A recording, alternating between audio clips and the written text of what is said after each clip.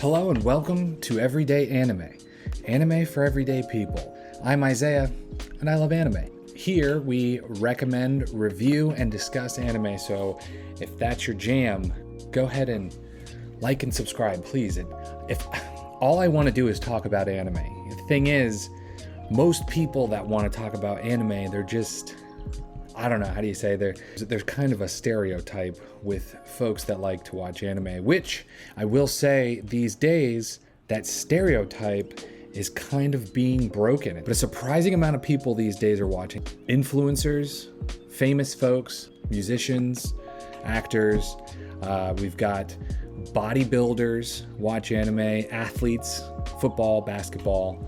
A lot of people are watching anime, and it's no longer like when I first started watching anime, you wouldn't tell people. I mean, you'd see the kid running from class to class like Naruto. I think every single person who went to school in the early 2000s knew a kid that ran to every single class like Naruto. And sometimes they'd wear the little metal band on their head. Maybe it was a girl with a foxtail. We all knew those people. And you know what? They just didn't know how to be cool about it. Anime was cool back then and it's cool now, and I think more people are into it. So maybe you're just getting into anime, or maybe, you're just kind of coming out of your shell and you too want to talk about anime. Well, I've got great recommendations for you. I've got things you should watch, should read, all the good stuff.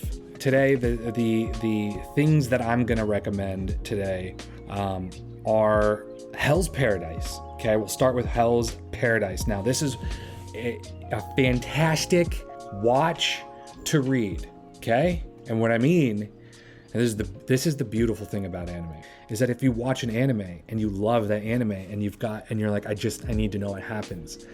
I need to finish this story. I can't wait 2 years for the next season to come out. I need to know. You can pick up the manga and you can begin reading it exactly where it left off, and it's essentially it's the same thing. It's the storyboard for the anime. It's the same exact story, shot for shot. You start to hear their voices in your head. It's the best. So Hell's Paradise, and I'm bringing this one up because there's a new season being released right now. So if you start now, you've got a decent amount of episodes to watch, okay? You're gonna get caught up, you're gonna get week to week, but that's fine. If you can't handle that, you can just read it. And here's the other thing, when you read it, you'll still wanna watch it. You'll still wanna be like, well, I kinda wanna see that animated, but again, you get to know what's going on. Hell's Paradise is a manga anime series about a ninja assassin, Gabimaru, who is offered a pardon if he can retrieve the elixir of immortality from a mysterious, dangerous island filled with other death row inmates and supernatural beings. The art is fantastic. The story is now, Japan's got an affinity for, I know about Japan through their expression of their art. Okay, have I been there? No. But what is a culture but the expression of their art, whether it's in architecture, painting, singing, music, all right? That is the expression of their culture. From what I can tell, they are romantics for their own past, okay? Now, there's like a surplus of ninja, samurai, feudal Japan shit, unlike you get in America. I think America does not have the same sort of romantic idea. There was a time when Westerns were like the shit, all right? And everybody romanticized the Wild West and the gunslingers and the cowboy. And there's still people that do, but it's not so prevalent. I feel like it's not as prevalent like in the, anime series. It's constant.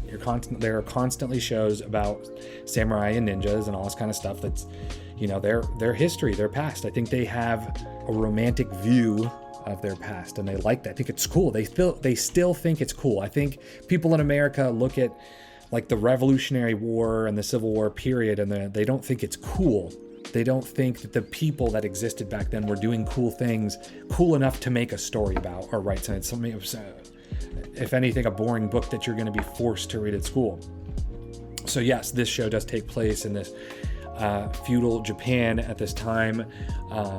they have these sword testers, and so you would make a sword, and what would the sword's value would be determined by how well it can cut. Can it cut someone's head off in a clean? Anyway, there's these executioners. I'm butchering this aspect of this history, but in the show, with one of our characters, there's two main characters, Gabby Morrow, and there's this woman, and her job is an executioner, and she's from a clan of executioners, and they test swords on human bodies because it's a way to be like, this sword is good, it cuts clean through a whole human body, and then it gives value to the sword, right? Because of how good it can cut. And why not have those people just execute criminals?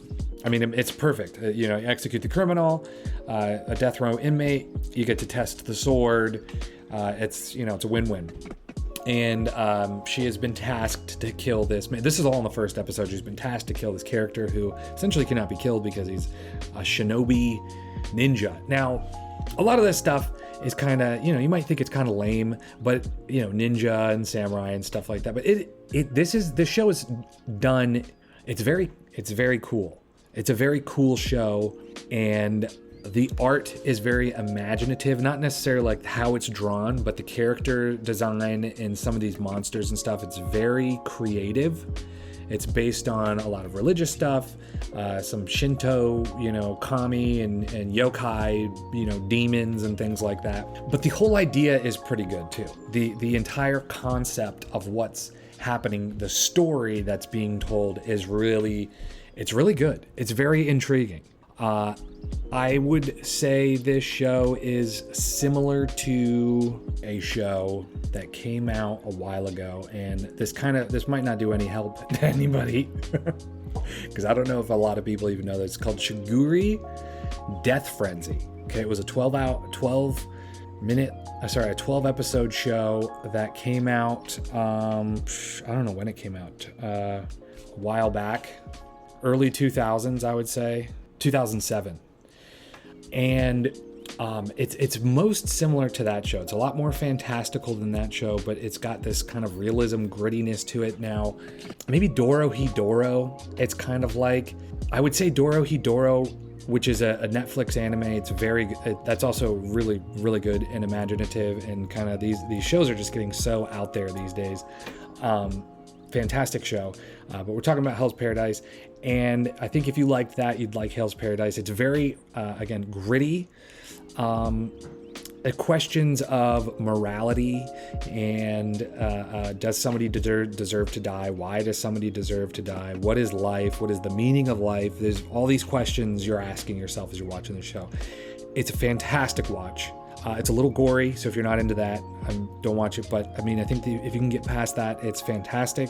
It's really well done, and check out Hell's Paradise. So for our next show, we're going to talk about, and then this is also a read to watch show. You can watch, and then once you're caught up with watching it, you can turn around and read it, and you'll burn through this son of a gun. And that one is Undead Unluck.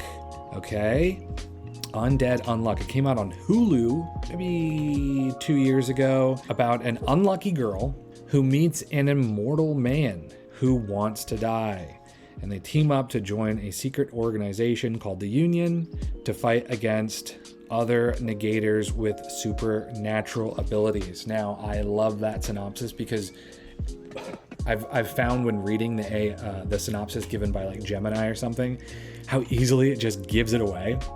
And there is a sense, and there is, when you're reading this, things that are revealed throughout watching and then reading it that you don't want to learn too much too quick. So that's essentially, it sets up right in the first episode. It takes place in this world where people have abilities that negate like an idea. So the idea of luck. This girl she negates luck. So if you touch her, you have a stroke of unluck, and you get hurt or something bad happens, and she meets this guy who is undead. So he negates the idea of being of death, and he can't die. And then there's a whole slew of people, and it's such an interesting. I love this show because of it's fun. It's so much fun. You fall in love with the characters. There's a little bit of fan service, and for those of you who don't know, fan service is like where they, they show the girl, you get to see there's a tiny bit, there's not a lot. The main character, she's kind of cute, they're showing her off a little bit, but she is meant to be like a kind of this tomboy, and that's kind of her growth as a character, is being more comfortable with being who she is. So, but it's such a fun show, and as much as Hell's Paradise was creative in its story and what its story is about, there is nothing like Undead Unluck. I can point out there are a million things where death row inmates are put into a fantastical situation. I mean, there's so many. There's death race. There's like I don't know. There's a million things where they take the death row inmates and they're thrown in. The finer details are what make it unique to itself, but there's 1,000 shows and movies and books that are all just like that. Or the final details, very creative, yes. But Undead Unluck is so unique in its story and so good. And I know it's just a fantastical tale written by this guy, but it really makes you think about things. And there are, without giving away, it's very difficult to speak about this without giving away too much, but there are things that it brings up that are, it makes you think, like, is there something to that? Is there some kind of truth about our world to what is happening in this manga and anime? Is there some truth to it? And you won't know exactly what I'm saying until you start reading it, or until you start watching it and then reading it. More so when you read it, because that's where the real juice, like when you watch it, you're like, this is fantastic. And then when you start reading it, you're like, oh my God, there's so much more to what's going on here. And at its core, it is one of the most beautiful love stories I've ever watched. It's this really hidden, disguised, yet totally in your face love story. Like when you say, oh, it's a love story, you're like, oh, obviously it's a love story. But do you want to talk about like real, true love through time and space and like this whole thing? It is like, we are meant for each other. There is nobody else. This is you and me. This is such a good one. And this is also one you can toss on and recommend to your girl, whether it's your wife, your girlfriend. This is a show you could put on and watch. Now, there's a little like bit of a silliness to it, and this whole love story takes a while to really fruit. But check it out yourself. If you think you might be able to recommend it to her, go ahead and give it a try. But at the end of the day, if you get your girl to watch or read this, and you watch and read it, and you're like, get the hint, like we're like that, I think that's really gonna melt. I think it'll really melt her panties off her, melt her panties down. So check that out. So today, those are our recommendations of the week, of the day, or however we end up releasing these. I think you should check those out. Hell's Paradise, Undead Unluck. And again, if you like anime and talking about it and just and not being like crazy about it, we don't got to wear a foxtail to school. We don't have to do that. We can just enjoy something that's really good together. Then please like and subscribe. Everyday Anime. I'm Isaiah. We'll see you next time.